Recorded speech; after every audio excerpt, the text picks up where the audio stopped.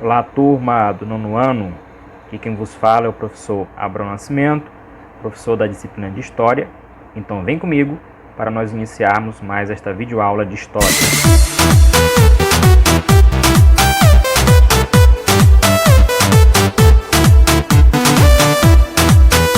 Muito bem, turma. Nosso conteúdo de hoje trata-se sobre o Brasil entre duas ditaduras. Vamos tentar entender este conteúdo de uma forma prática, clara e objetiva. Muito bem. Para iniciarmos, temos que fazer uma conexão histórica, uma análise histórica que vai proporcionar esse fato, esse acontecimento na história do Brasil. Muito bem, nós já estudamos sobre o período da ditadura varguista, o chamado Estado Novo, que iniciou em 1937 e vai se estender até 1945. Pois bem, a partir de 1945, o Brasil vivencia um processo de redemocratização, através de eleições para os cargos do Executivo e também do Legislativo. E isso vai acontecer. Em 1946, teremos as eleições para presidente. Quem vai ser o novo presidente do Brasil vai ser um general chamado Eurico Gaspar Dutra, ok? E a partir deste momento era necessário ser elaborado uma nova Constituição para o Brasil. Haja vista que a Constituição de 1937, imposta por Getúlio Vargas, ela deveria ser revogada.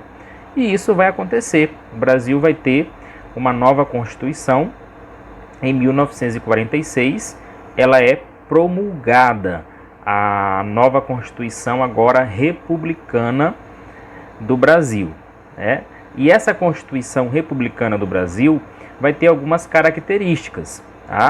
Por exemplo, ela estabelecia a liberdade de associação, de pensamento e de expressão. Ela determinava eleições diretas para os poderes executivo e legislativo sem segundo turno, determinava o voto obrigatório para todos os brasileiros alfabetizados maiores de 18 anos. Ou seja, quem não sabia ler e nem escrever não poderia votar, ok? E vamos lá entender algumas características do governo Dutra. A principal característica do governo Dutra foi que ele reduziu a participação do Estado na economia, reduziu as tarifas alfandegárias, e isso vai prejudicar ali os produtos nacionais.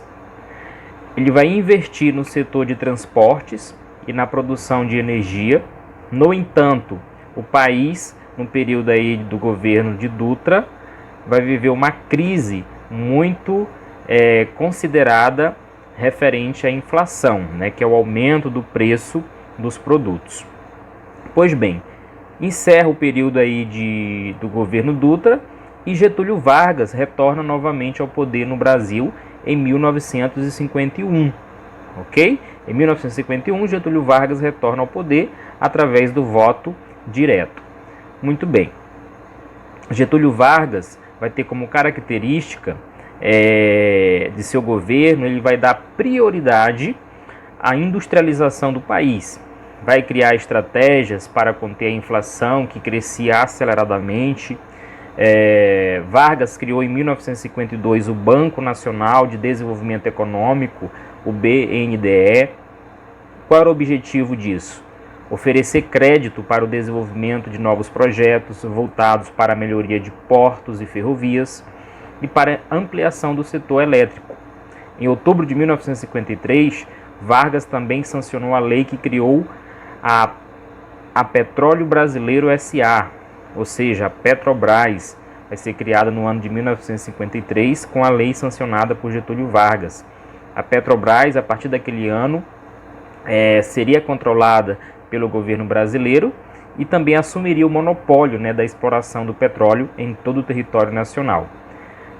Mas, entretanto, todavia, devido a uma grave crise política enfrentada em virtude dos problemas com a inflação que continuava em alta no Brasil, o déficit da balança comercial, casos de corrupção no governo e a forte oposição do principal partido oposicionista, que era a UDN, Vargas vai ficar acuado e ele vai acabar se suicidando em 24 de agosto de 1954 no Palácio do Catete com um tiro no coração. Inclusive, ele vai deixar uma carta-testamento em que acusava seus adversários de querer prejudicar o país e declarava ter dado a vida pelo povo brasileiro, no qual existe lá no final da carta-testamento ele dizendo: saio da vida para entrar na história. O sucessor de Getúlio Vargas vai ser o seu vice, João Café Filho, que vai completar o mandato de Getúlio Vargas até 1955. Em 1956, outro presidente chega ao poder, Juscelino Kubitschek. Ele vai assumir a presidência do Brasil com o lema 50 anos em 5. Sua meta era promover o desenvolvimento econômico acelerado do Brasil. JK, como ele era conhecido, ofereceu vantagens para que as multinacionais se instalassem no Brasil. O maior símbolo de expansão da indústria foi a de automóveis.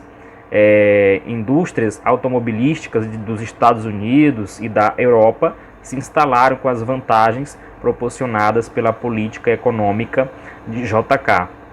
JK também vai elaborar o plano de metas, cujo objetivo principal era modernizar a economia brasileira. JK também mandou construir a nova capital do Brasil, Brasília, que vai ser projetada pelo urbanista Lúcio Costa e pelo arquiteto Oscar Niemeyer. Brasília foi inaugurada em 21 de abril de 1960. Apesar do crescimento econômico acelerado durante o governo de JK, o Brasil vai acumular mais dívidas, vai ter um aumento da sua dívida pública interna e externa. Vai encerrar o período de governo de JK e vai entrar um novo presidente, o chamado Jânio Quadros. Em 1960 é eleito presidente do Brasil. O governo de Jânio durou pouco tempo. As suas realizações de governo foi condecorar o ministro da Indústria e Comércio de Cuba, Che Guevara, com a Gran Cruz da Ordem Nacional do Cruzeiro do Sul. Além disso, outras medidas que foram estabelecidas por Jânio Quadros foram medidas moralizantes, como, por exemplo, proibindo o uso de biquínis nas praias e o uso de maiôs nos desfiles de mísseis. Essas foram as principais medidas estabelecidas por Jânio Quadros. Jânio Quadros, devido a toda a pressão que existia em torno do seu governo, vai acabar renunciando ao cargo de presidente da República em 25 de agosto de 1961. Para assumir o cargo deixado por ele, vai ter todo um processo burocrático, mas vai acabar sendo assumido por João Goulart. E como característica aí do governo de João Goulart, vai ser marcado pelas conspirações militares, pelo desajuste econômico, pela altíssima inflação no país, pelas inúmeras tentativas de implantação de reformas de base e pelas tendências a revoluções. E ele vai ficar no poder até o ano de 1964, quando vai ser estabelecido o golpe militar. Então, esse conteúdo, o Brasil entre duas ditaduras, está situado neste período, de 1946 até 1964. Ou seja, inicia logo após o término da ditadura do Estado Novo e vai se estender até a 1964, quando é implantado outro golpe no Brasil, a chamada ditadura militar. Eu espero que vocês tenham compreendido, foi apenas um resumo prático e objetivo do conteúdo. Obrigado pela atenção e bons estudos.